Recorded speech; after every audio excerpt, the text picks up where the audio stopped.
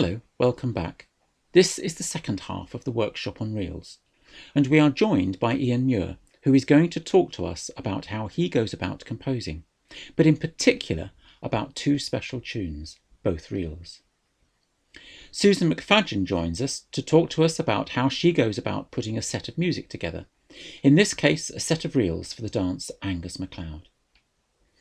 We also have a playthrough of the challenge set of reels, which you can then take away and work on. But to warm us up, let's play again through the Come Dance and Sing set. Each tune twice. I'll count you in. 1, 2, 3, and...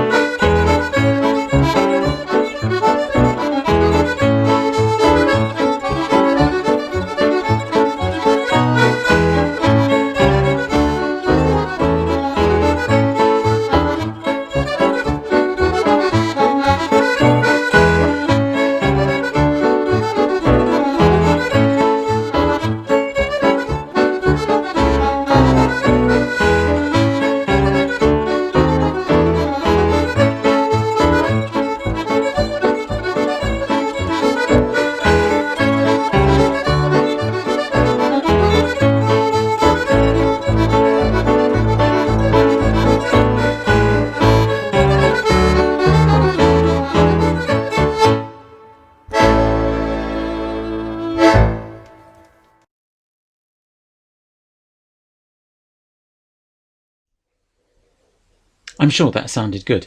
And hopefully, if you reflect back onto the way that you were playing at the beginning of the week, you've seen an improvement. Now I'm going to hand over to the other Ian Muir to talk to us about his compositions.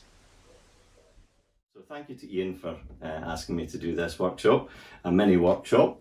Normally, if I was doing something like this, it would take about 3 days, but I'll try and condense it down to about 8 or 10 minutes. Composing is something that is very dear to my heart, and I started composing in 1979 and was inspired by players like Ian MacLeod, Jim Johnson and Kenny Thompson of the Wardlaw Band, and that was the band that I started playing with way back in 1979 actually. And so I really liked the traditional components of Jim's compositions and Kenny's compositions, but I also liked the contemporary style of Ian MacLeod, and probably the biggest influence in my first composition, which was Dance Angus MacLeod, came from Ian's Miss C.M. Barber, and I liked the structure of the tune, great phrasing, lovely chords, simple chords but very effective, and also I liked the wee chromatic phrases that he used. So that kicked me into that sort of mode where I like that it's a contemporary style, and that took me on to the Dance Angus MacLeod phrase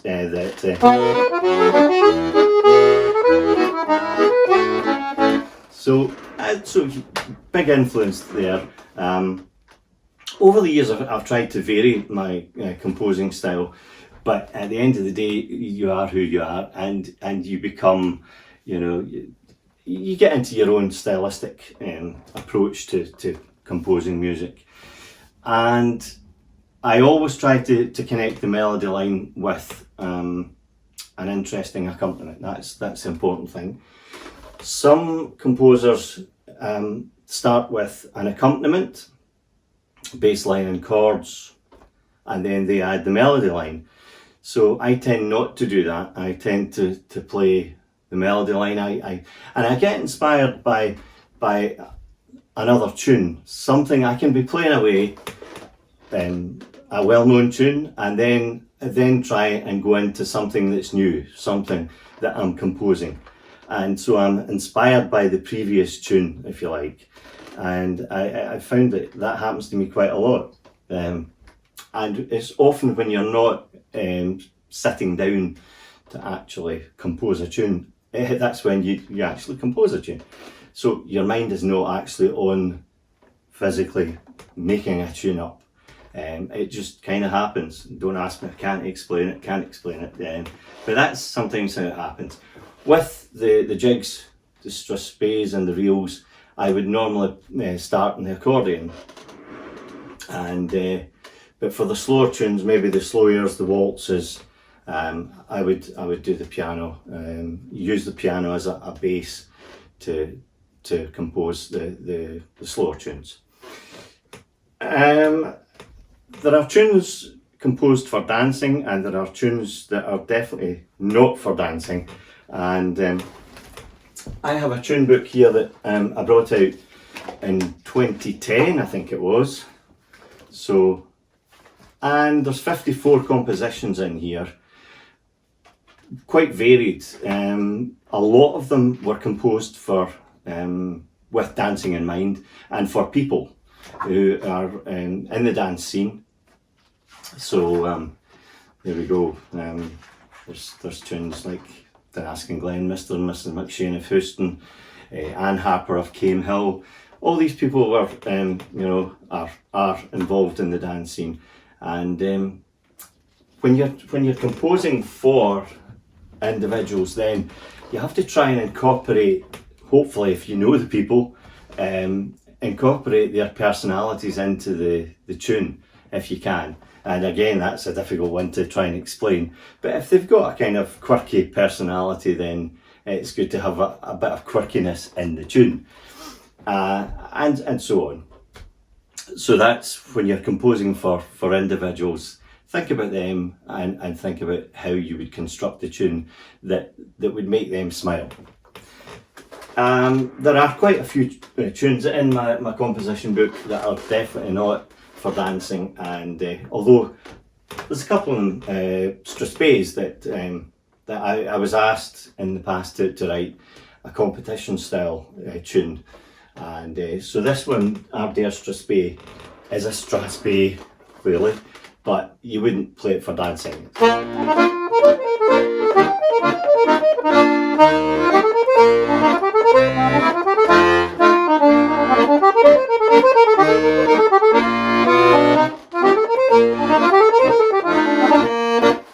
So there needs to be definition for dancing. So you need to have a strong on beat and a good off beat as well. So in contrast to that, which is an accordionist's competition strathspey, you've got something like this, which was composed with a dance in mind, and this is called Lady Isle.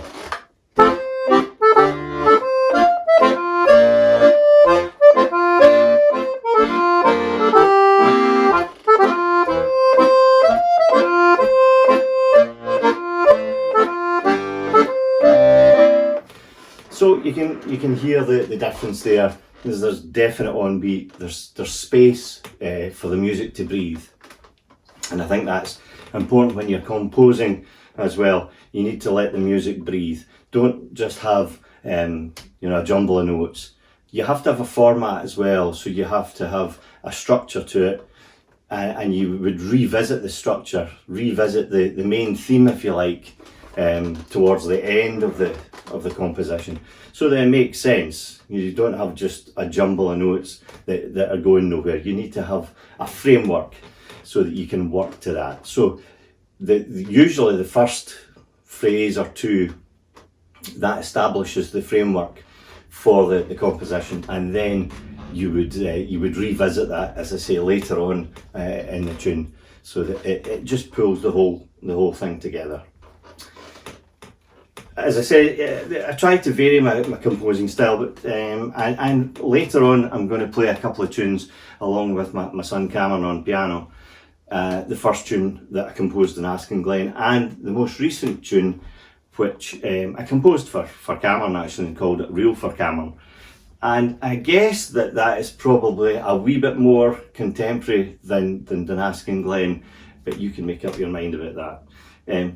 Some people like these tunes, some people don't, and that's the great thing, it's everybody has their own, I guess, their own way of writing tunes, and it doesn't suit everybody, but hopefully, you compose some tunes that make people smile, and that they'll take away and play if they're musicians, or they'll enjoy dancing to. If they're dancers. The key signature is another important point to when you're composing. Lots of people like to compose in their own key signature, the key signature they're happy with. A is a great key signature for many great tunes.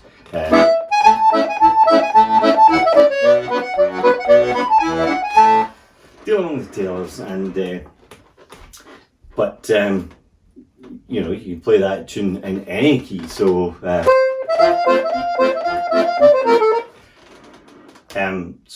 pick a key signature that suits the range of the tune that you're going to compose. Think about how you're going to compose, whereabouts in the fingerboard or the keyboard that you're going to go, and then consider the key signature that you're going to start in. I say if you're composing on piano or accordion, then chord sequences are important as well. You want to create a nice structure, a moving structure for the chord sequences and bass lines, and then match up the melody line to that. Or, as I say, do it the other way about as well. So, let me see now. So I've got some wee notes here that I keep just referring to. It's always nice when you get people playing your tunes. That's it's always a wee feather in your cap. And so if you know somebody plays it at a dance you're at or a gig you're at, then they've always got their own take on it, which is interesting.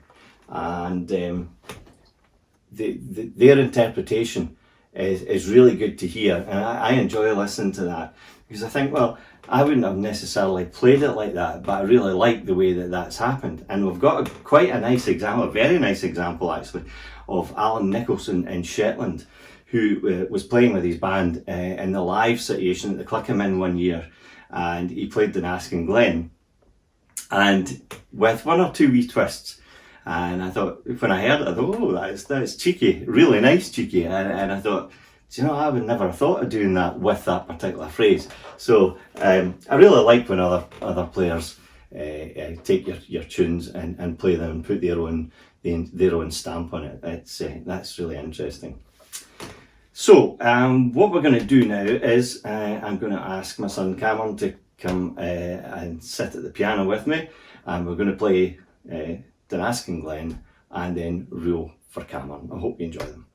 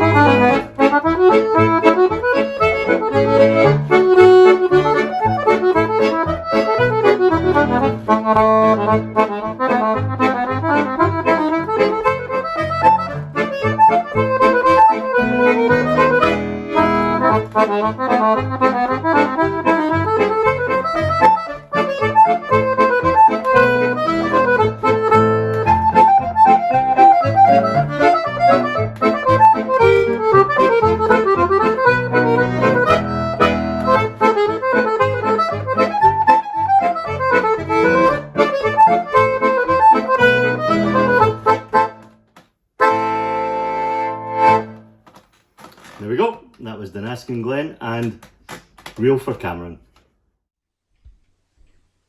Thanks Ian, and thanks Cameron. Two cracking tunes. Those tunes are available on the website, so you can download the sheet music for those, and of course you can then play along with the video as well. Now I'm going to hand over to Susan MacFadyen. Hello, my name's Susan MacFadyen, and Ian Muir, the musical director, has asked me to put together a little short tutorial on set construction and how I put together a set of tunes for a dance to be included as part of the RSCDS's summer celebration. Unfortunately, summer school isn't happening this year, and we can't come together and actually do this in person and be on the music course. So I'm going to take you through a little set that I put together actually during lockdown, a wee set of reels. Before I do that, I'm just going to run through how I approach putting a set of tunes together. My first port of call when I'm putting a set of tunes together, whether it be to go with an original tune or whether it's just a generic set of reels, strathspeys, jigs, I like to try and find tunes that are of the same style and same idiom. Now, there are a number of different types of tunes. So for example, with reels, they're the most distinct. Reels, you get crotchet reels and quaver reels. So a crotchet reel, for example,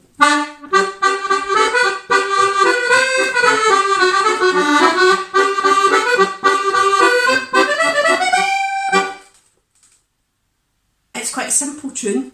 Then you get your quaver reels that go something, this is an example.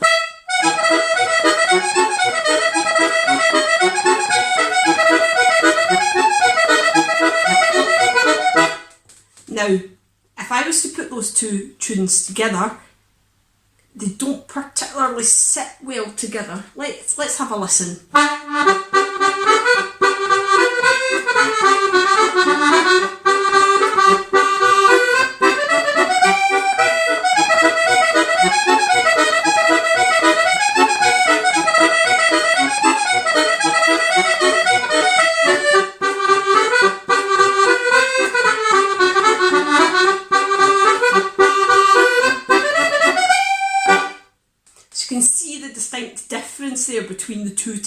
tunes.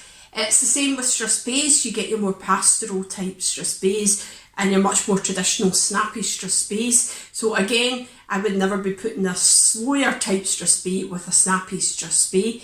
Same with jigs. You get jigs that are a bit more busy, a bit more, and then you get jigs that are a lot simpler, and sometimes they don't always sit together. You get different styles of tunes as well, pipe tunes, traditional Scottish tunes, modern compositions, which the quaver reel there was an example of a modern composition. So you've got to think about what types of tunes will sit well together with each other. So that's my first, the first thing that I do when I'm putting together a new set of tunes. Secondly, I then like to think about the keys and how I'm going to transition tunes from one tune to the next. Now, you can stay safe, and if you've got your first tunes in A, you could go A major, D major, A major, D major to make up a set of 4 tunes.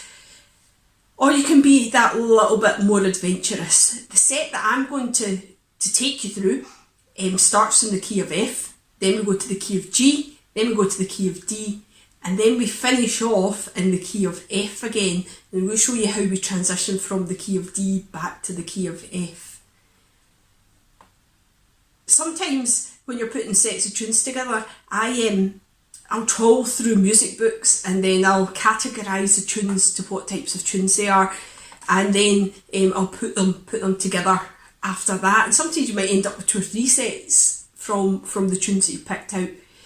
When I was learning the accordion, this was the most valuable lesson that I ever had. Way back in the mid to late 90s, my accordion tutor sent me this as one of my homework exercises, was to put a set of tunes together from the Jim Johnston collection of compositions, and it's a lesson that's actually stuck with me for the rest of my playing days, over 20 years ago, and I can still freshly remember that lesson because it had quite an impact on me at the time.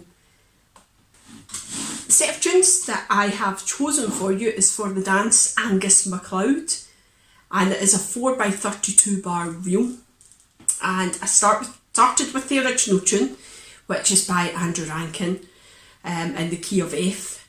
Then I followed that up. I didn't really do the hard work here. David Queen had done it for me already. David Queen composed the second tune called Alex T Queen, which was written for his father, and he wrote it in the style for it to go with Angus MacLeod, as his father had devised the dance, and it was quite iconic for his father, the dance, so he decided to write a tune. So we go into Alex T Queen in the key of G. Then we go from the key of G naturally into the key of D. So we do a wee from the G chord using the A7 because it naturally works, and then we go into D. Then from the key of D, I go in to finish off the set with an Angus Fitchett composition called the Maryhill Highlanders, and it's in the key of F. Now that works quite nicely because it goes from D and then I go through the chord of C7. So it all works quite nicely, but it just takes it in a slightly different slant. I like to try and find different ways of putting my sets together, not just stay with the conventional, what comes conventionally after. If I finish with a G major chord, what can I conventionally, or I could just do G major to G7 and go into a tune in C, or I can think a wee bit more outside the box with it, and that's kind of how this set has come about. Just thinking a wee bit more what you can do with your chords. So it's a set of Angus, a set of reels for Angus MacLeod. So the first tune, I'll just play through each tune individually, and then at the end you'll get the opportunity to play along with me, and I've double tracked and put some piano onto that track as well, so you can feel like you're actually playing as part of a band. So the first tune is Angus MacLeod. 1, 2, 1.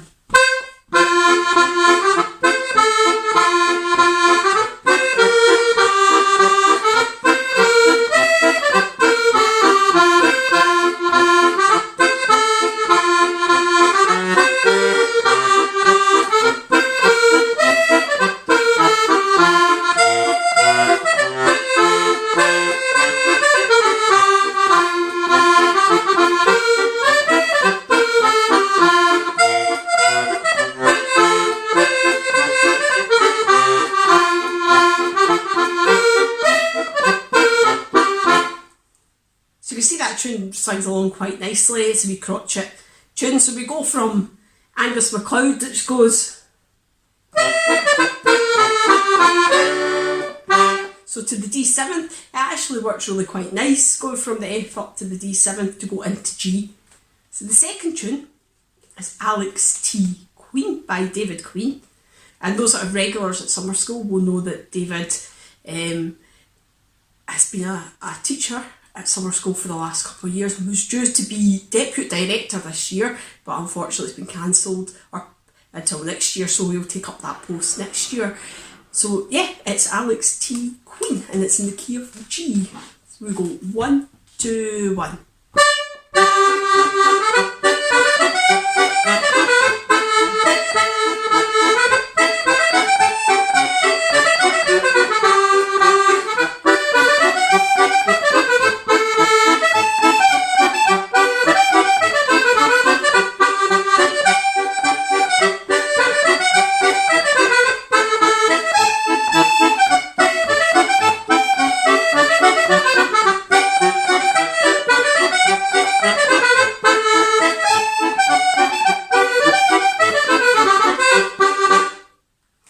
So that's in the key of G.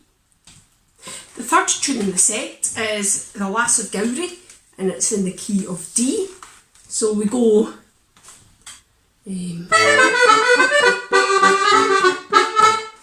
so it naturally goes from the G to the A7th chord to take you into The Lass of Gowrie in D. So we'll run through that. 1, 2, 1.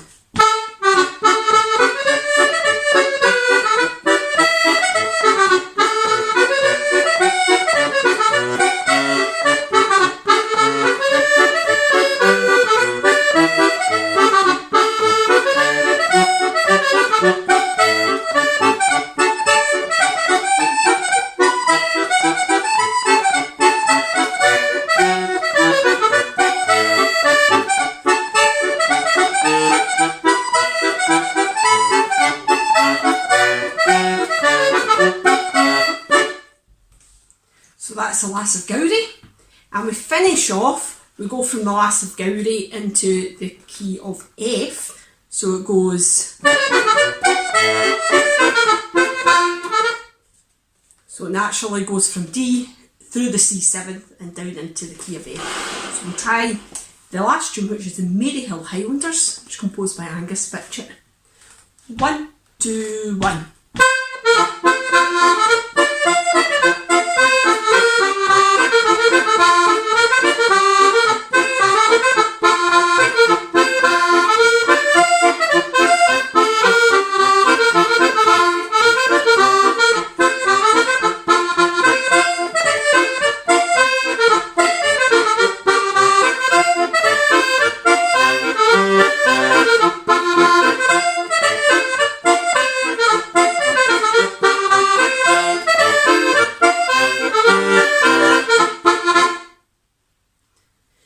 That's the last tune in the set. And the dance is just 4 times through the real Angus MacLeod. You can see how all the tunes are of a similar style. Hope you found this wee tutorial useful.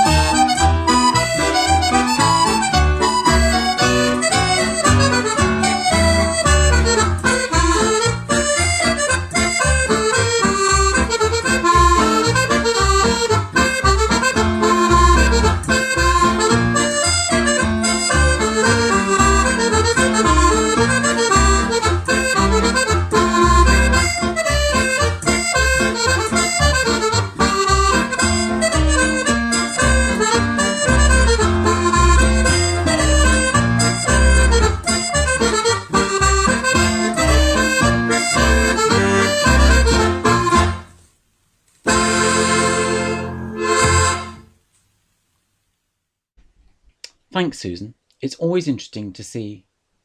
Thanks, Susan. It's always interesting to see. Thanks, Susan. It's always interesting to hear how other musicians put a set of tunes together. And in many ways, it's an art. Next, let's have a playthrough of the challenge set of reels that you can then go away and work on. Hopefully, we've covered everything in these workshops which you will need to help you develop them as a set. Have a go at playing along with us. As usual, each tune twice, and I'll count you in.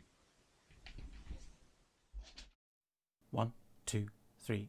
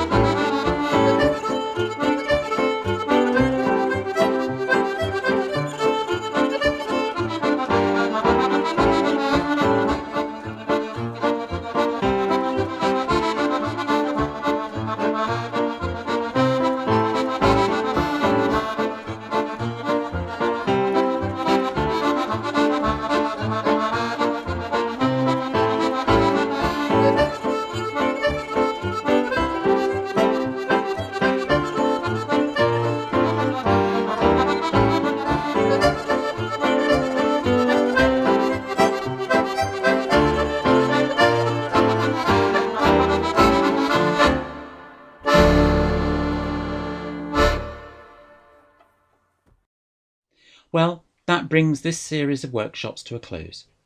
We hope that you have found them useful and that they have made you think about your playing.